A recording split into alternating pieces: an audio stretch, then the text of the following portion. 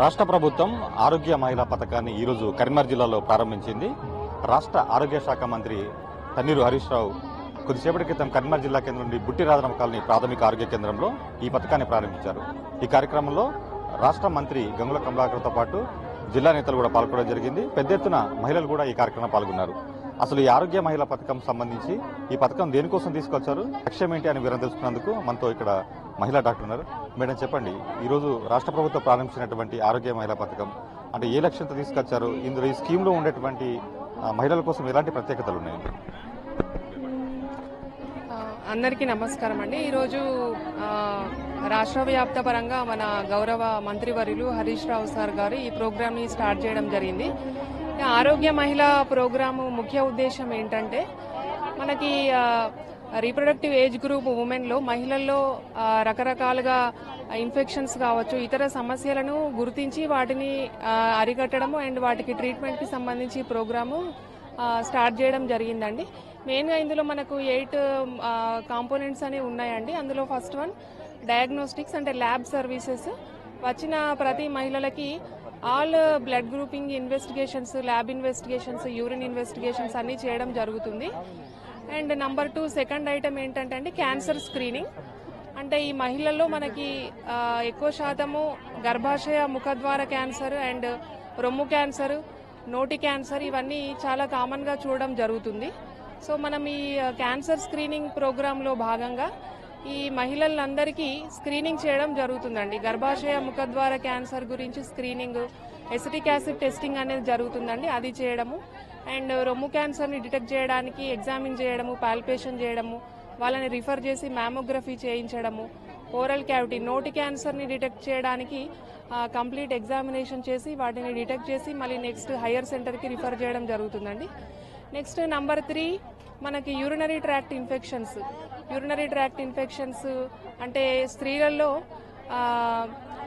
మూత్రకోశ వ్యాధులు అనేవి కామన్గా ఉంటాయి. ఎందుకంటే వీళ్ళకి చాలా రకాలుగా అంటే ఎక్కువ స్ట్రెస్ చేయడం, పని ఉండడం వల్ల యూరినరీ ట్రాక్ట్ ఇన్ఫెక్షన్స్, మూత్రకోశ ఇన్ఫెక్షన్స్ అనేవి చాలా కామన్గా ఉంటాయి.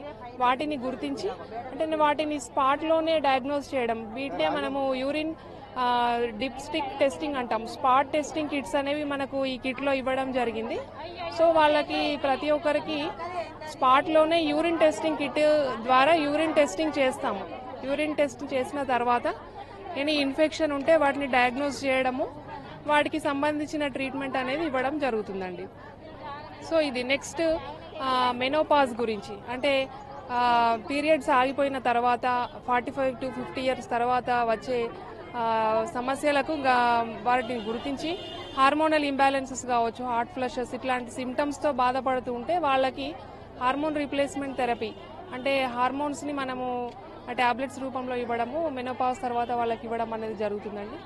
And next point menstrual irregularities అంటే పీరియడ్ సమయంలో సంభవించే సమస్యలు కావచ్చు, అతి bleeding, over bleeding are irregular bleeding ఇట్లాంటి మెన్స్ట్రువల్ ఇర్రెగ్యులారిటీస్ని గుర్తించి వాళ్ళని ట్రీట్ చేయడం జరుగుతుంది.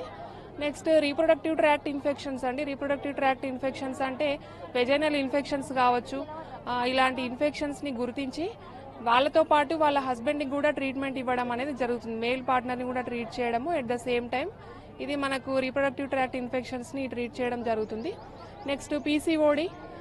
ఈరోజు ఈ పీసీఓడి అనేది చాలా కామన్గా ఉంది, చాలా ఇన్సిడెంట్స్ అనేది పెరిగింది. పీసీఓడిని కూడా గుర్తించి వాళ్ళకి అవసరమైతే అల్ట్రాసౌండ్ అడ్వైజ్ చేసి నెక్స్ట్ రిఫర్ చేయడం గైనకాలజిస్ట్ ద్వారా చేయడం జరుగుతుంది. And weight management.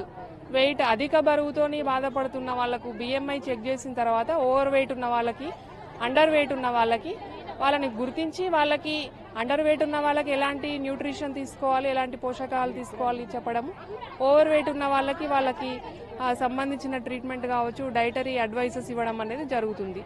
సో ఇవన్నీ టోటల్ మనకు ఈ ప్రోగ్రాంలో 8 కాంపోనెంట్స్ ఉన్నాయి. ఈ స్కీమ్లో మొత్తంగా ఎన్ని రకాలైనటువంటి పరీక్షలు నిర్వహిస్తారు? ఆ తర్వాత ఇవి కేవలం పరీక్ష వరకే పరిమితం? ఆ తర్వాత వీటికి శస్త్రచికిత్సకు సంబంధించి కూడా అంటే ఏదైనా ఇక్కడ ట్రీట్మెంట్ ఉంటుందా? తర్వాత ఫర్దర్గా వేరే హాస్పిటల్కు రిఫర్ చేస్తారా? అంటే ఇప్పుడు మాక్సిమం వీళ్ళని ఈ ప్రాబ్లమ్స్తో వచ్చిన వాళ్ళందరినీ గుర్తించి వాళ్ళకి ఫస్ట్ ఇన్వెస్టిగేషన్స్ అన్ని చేయడం జరుగుతుందండి. ఇన్వెస్టిగేషన్స్లో ఏవైతే నార్మల్ ఉండి వాళ్ళకి 90% మేమే ట్రీట్మెంట్ అనేది అందించడం జరుగుతుంది. మా లెవెల్లో కానివి రిఫర్ చేయాల్సిన అవసరం ఉన్నవి, గైనకాలజిస్ట్కి రిఫర్ చేయాల్సిన అవసరం ఉన్నవి మేము సపరేట్ వాళ్ళకి ఆన్లైన్లో డేటింగ్ అనేది ప్రొవైడ్ చేయడం జరుగుతుంది. పలానా సో అండ్ సో డేట్ అనేది ఫిక్స్ చేసి వాళ్ళకి గైనకాలజిస్ట్ దగ్గరికి రిఫర్ చేయడం జరుగుతుంది. మనకి ఇక్కడ మాతా శిశు సెంటర్లో డిస్ట్రిక్ట్ హాస్పిటల్లో రిఫరల్ సెంటర్ అనేది అరేంజ్ చేయడం జరిగింది. సో వీళ్ళని మేము గుర్తించి మేము రిఫరల్ కార్డ్ ద్వారా అక్కడికి సెండ్ చేయడం జరుగుతుంది. అంటే ఈ స్కీమ్ కి అన్న ఏజ్ గ్రూప్ లాంటిది కానీ లేకపోతే అర్హతలు కానీ ఉన్నాయా? ఎవరైనా పరీక్షలు చేయించుకోవచ్చా? దీనికి ఏమైనా నిర్దేశాలు ఉన్నాయా? స్పెసిఫిక్గా ఏజ్ గ్రూప్ అంటూ ఏం లేదండి. Above 15 years and above 18 years వాళ్ళందరూ ఈ ప్రోగ్రామ్కి అర్హులు.